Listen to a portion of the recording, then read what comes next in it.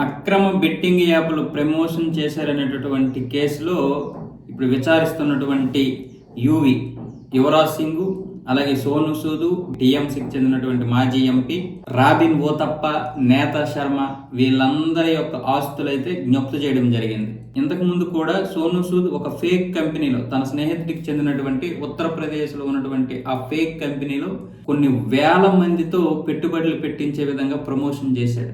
దాని మీద దాదాపు 1500 కోట్ల రూపాయలు ఇంచుమించు హవాలా జరిగింది.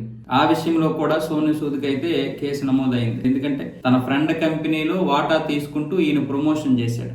ఈ ప్రమోషన్ లో భాగంగా 580 మంది ఎఫెక్ట్ అయ్యారు. ఎవరు? విదేశీయులు, అంటే ఎన్ఐఏలు, మన భారతదేశకు చెందినటువంటి విదేశాల్లో స్థిరపడినటువంటి వారందరూ కూడా ఎఫెక్ట్ అయ్యారు. వాళ్ళ యొక్క ఆస్తులు ఎంత అంటే 1500 కోట్లు, అంటే డబల్ చేస్తామని చెప్పినటువంటి కంపెనీ అది. ఆ విధంగా వాళ్ళు పెట్టుబడులు పెట్టారు. ఆ విషయంలో కూడా సోను సూద్ మీద కేసులు ఉన్నాయి. ఇప్పుడు ఈడీ ఈ విషయంలో కూడా అందరినీ విచారిస్తుంది. అంటే కేవలం సోను సూద్ని మాత్రమే కాదు, ఎవరెవరైతే ఈ అక్రమ బెట్టింగ్ యాప్లు ప్రమోషన్ చేశారో వాళ్ళందరినీ కూడా విచారిస్తుంది.